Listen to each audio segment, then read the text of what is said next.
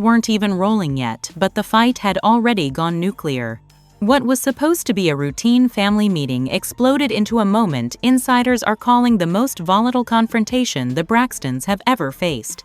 According to multiple production-adjacent sources, Tamar Braxton walked into the room holding a folder so thick it silenced everyone. No yelling at first, no theatrics, just paper, stamped, highlighted, tabbed, legal. And that's when the room changed. The confrontation centered on the future of the family's reality franchise, long rumored, endlessly negotiated, and now hanging by a thread. Tamar, visibly shaken but composed, allegedly placed the documents on the table and said one sentence that cut through years of unresolved tension. "I'm done being misrepresented, and I can prove it." Sources say the documents included contract excerpts, communication summaries, and clauses related to image control, participation obligations, and compensation structures tied to the show. Not a lawsuit yet, but enough legal language to make it clear Tamar wasn't bluffing. This wasn't a meltdown. It was a line in the sand. Across the table, reactions splintered instantly. One sister allegedly accused Tamar of trying to strong-arm the family. Another questioned why lawyers were involved at all.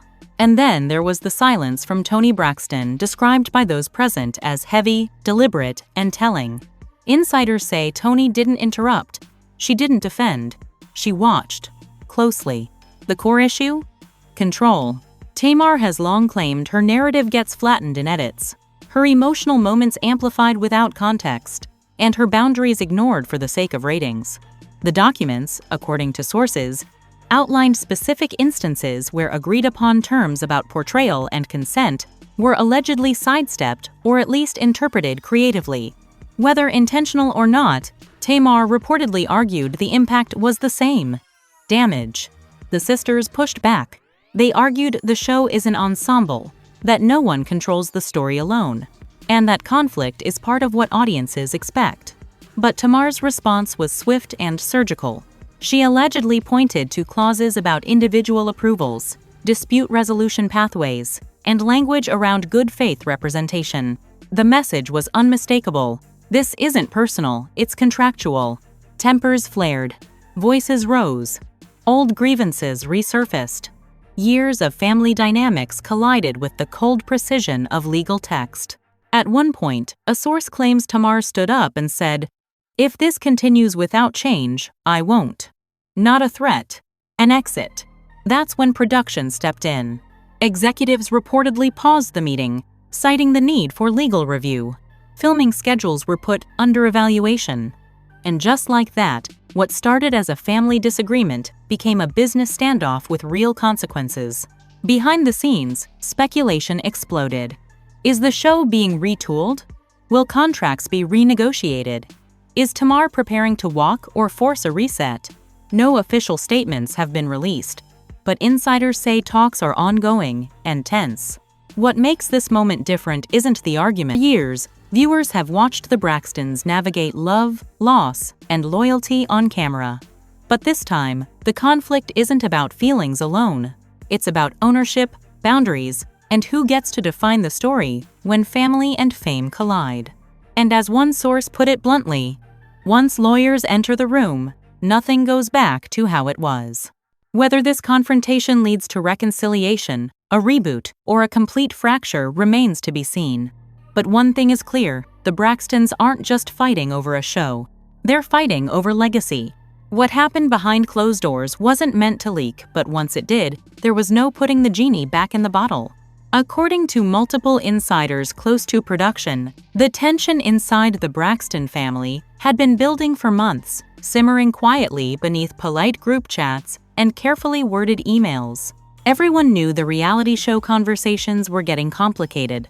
Budgets were being reworked, storylines were being pitched and rejected, and most of all, trust was wearing thin. But no one expected Tamar Braxton to walk into the room the way she did. She didn't come angry. She didn't come loud. She came prepared. Sources say Tamar arrived early, sat down calmly, and waited. When the rest of the sisters gathered, some defensive, some confused, some already exhausted, she reached into her bag and pulled out a thick folder. Not notes, not talking points. Legal documents. Highlighted. Tabbed. Organized with intention. That's when the air shifted. The conversation had reportedly started casually, focused on scheduling and whether the family should recommit to another season. But Tamar didn't let it stay there. She allegedly slid the documents across the table and said she needed to address ongoing misrepresentation and contractual overreach. That phrase alone stunned the room, because this wasn't a family complaint. This was a business accusation. The documents, according to sources who claim to have seen them, included contract excerpts related to participation requirements, edit approvals, emotional distress clauses, and image control language that Tamar believes has been ignored or selectively enforced. She reportedly pointed to specific episodes, specific scenes, and specific moments where she says her consent or context was compromised. The sisters didn't take it well. One allegedly accused Tamar of turning a family discussion into a legal threat. Another questioned why she didn't just talk it out instead of bringing paperwork. That's when Tamar reportedly snapped, not emotionally, but strategically. She said she had talked it out. For years. She reminded them of meetings where she asked for boundaries, conversations where she requested certain topics stay off camera. Promises, she says, were made and quietly broken once filming began. According to one insider, Tamar said, "Every time I trusted the process, it cost me my peace." That's when Tony Braxton reportedly spoke for the first time. Not to defend, not to attack, but to ask one question: what do you want? The room went silent. Tamar's answer, according to sources, was immediate. She wants agency. She wants veto power over storylines that center her mental health without her consent. She wants compensation that reflects the emotional labor she believes she's carried disproportionately. And she wants acknowledgement that being good TV has come at a personal cost no one else has had to shoulder the same way. That's when the fight escalated. The sisters pushed back, arguing that the show has always been messy, that conflict is what keeps it alive, and that everyone has been exposed in different ways. But Tamar wasn't arguing feelings, she was arguing terms. She reportedly flipped to a page in the documents and read aloud a clause about good faith representation, asking the room who gets to decide what that actually looks like. No one answered. Production staff, present but silent until now, reportedly exchanged looks. Because once contracts are quoted out loud, everything changes. This was no longer a creative disagreement. It was a liability conversation. One source claims Tamar then dropped the line that truly shook the room. "If these terms can't be honored, I'm prepared to step away." Not storm out. Not sabotage. Step away. That distinction mattered. Because walking away doesn't just hurt storylines, it triggers renegotiations, restructures, and potential freezes. The show is built on the full family dynamic. Lose one pillar, and the entire format wobbles. That's when emotions finally spilled over. Old resentment resurfaced. Accusations about who's benefited most from the franchise, who's been protected by edits, who's been portrayed as stable versus unstable. Tamar reportedly accused the family of letting her be the lightning rod while others stayed polished. At one point, a sister allegedly said Tamar was overreacting. Tamar's response was chillingly calm. Overreacting doesn't come with legal citations. That's when production called a pause. Executives allegedly halted the meeting, citing the need for internal review. Filming schedules were put on hold. Lawyers were looped in. And suddenly, a reality show built on family intimacy was facing the cold mechanics of contract law.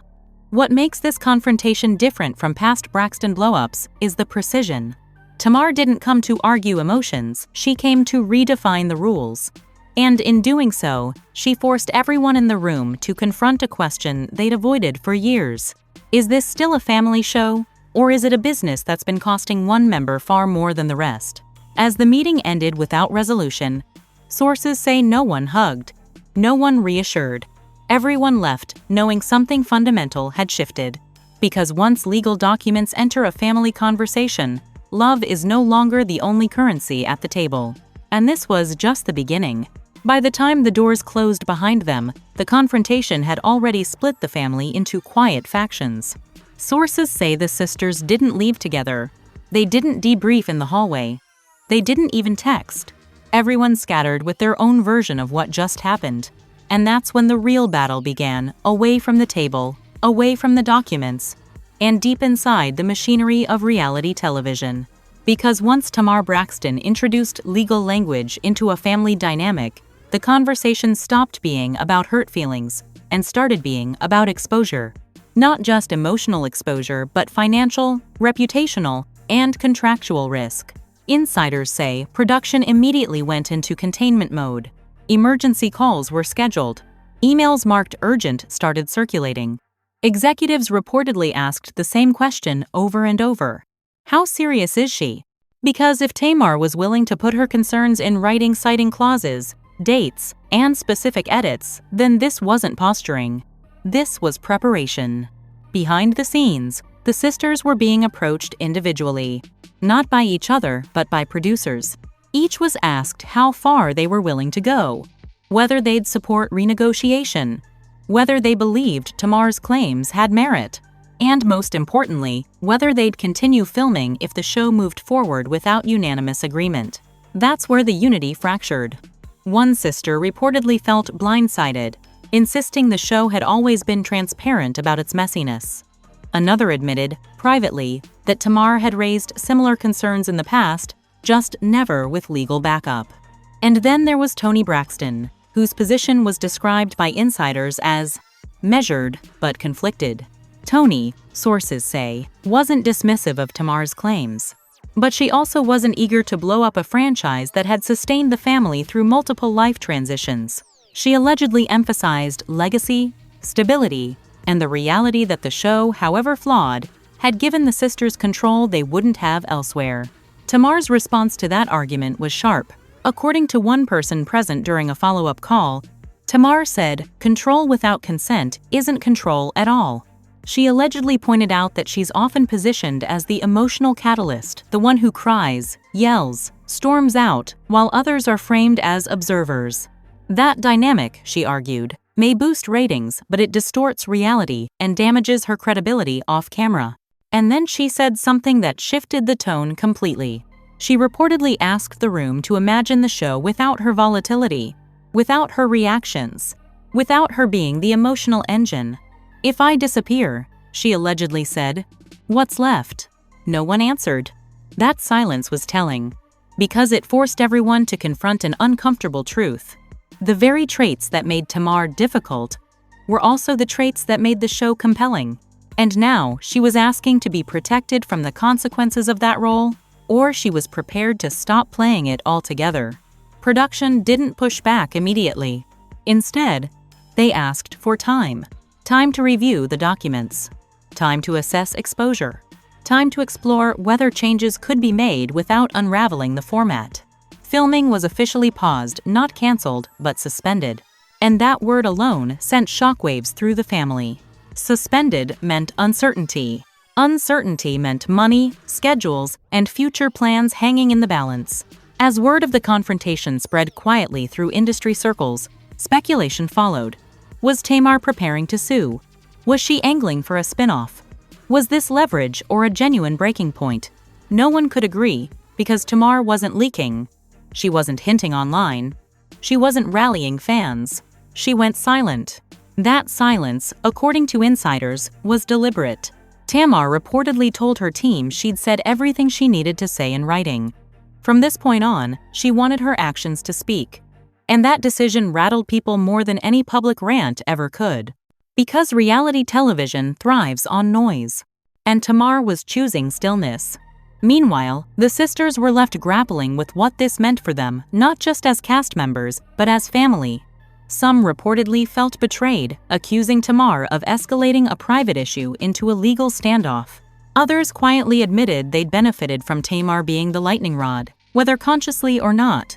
One insider claims a sister said, "If she goes, they'll just find someone else to be the problem."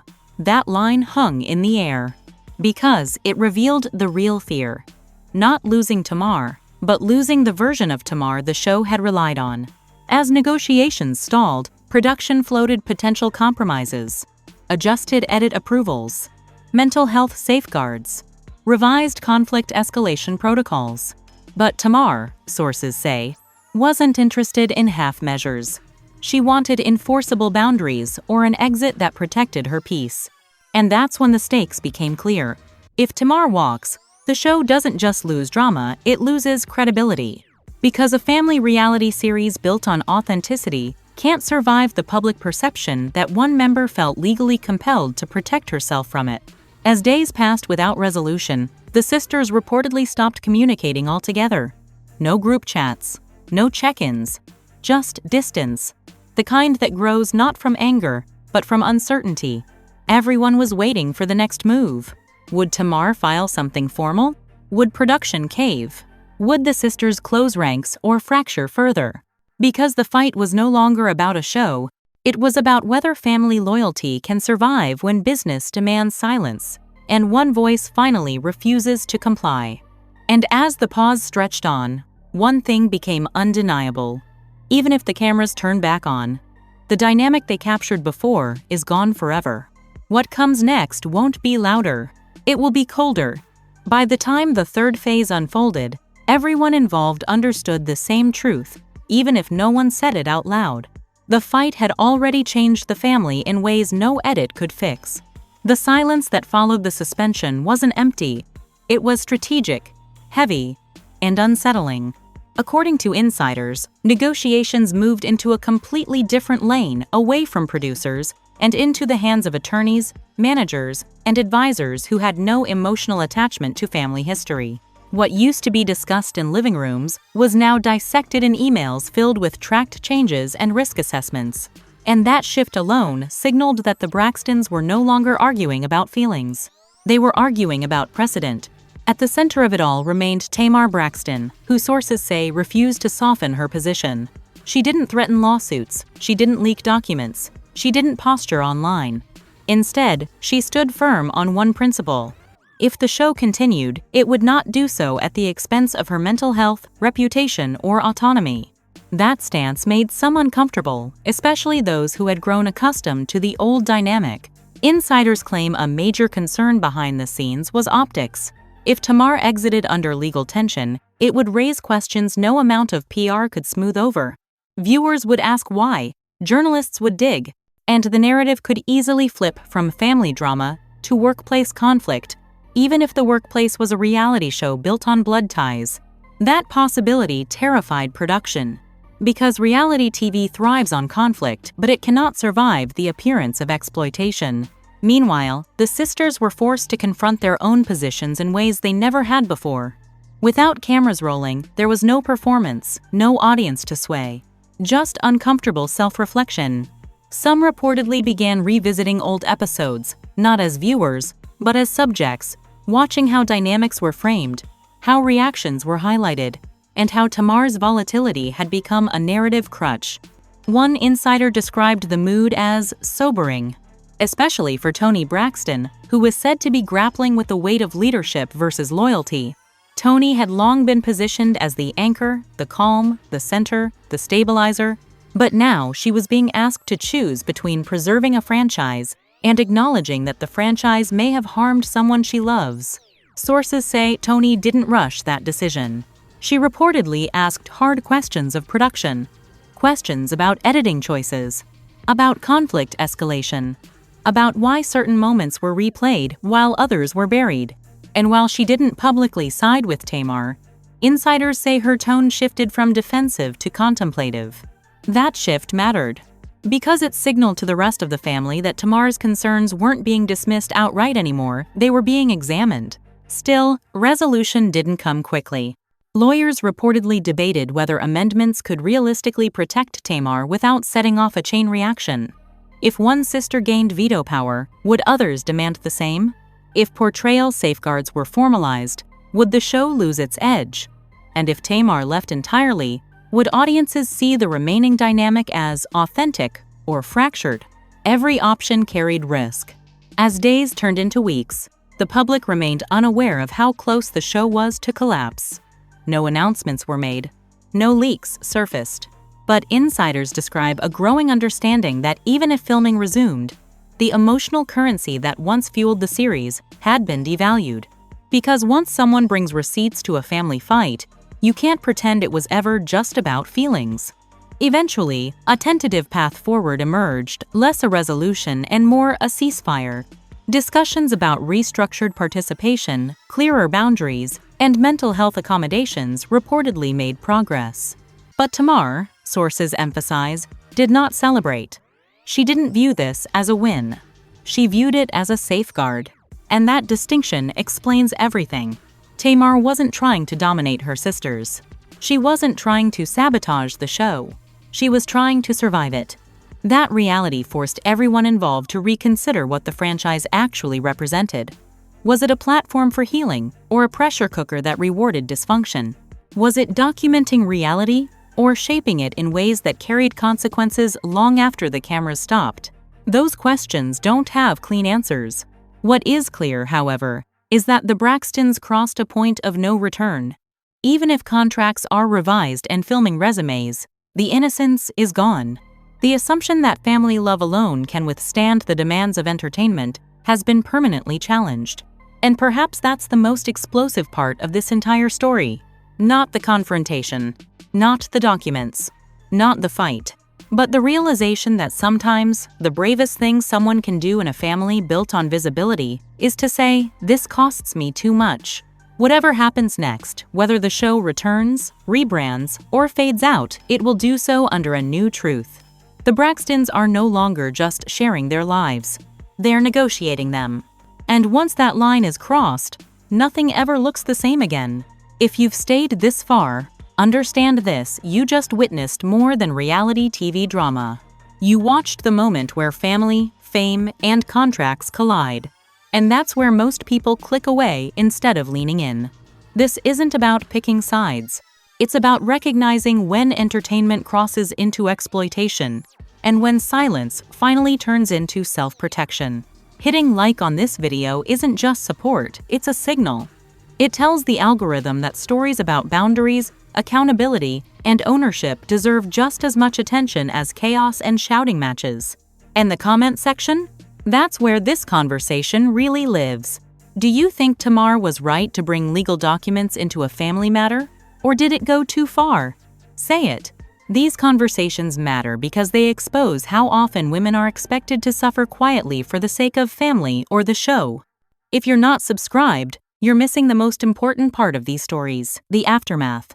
Subscribers see what happens after the cameras stop, when contracts get rewritten, relationships shift, and the truth shows up in who stands firm and who backs down. Turn on notifications. Share this with someone who understands that reality TV isn't just entertainment, it's business with real emotional costs. Because the next chapter in this story won't be loud. It will be strategic, and you won't want to miss it.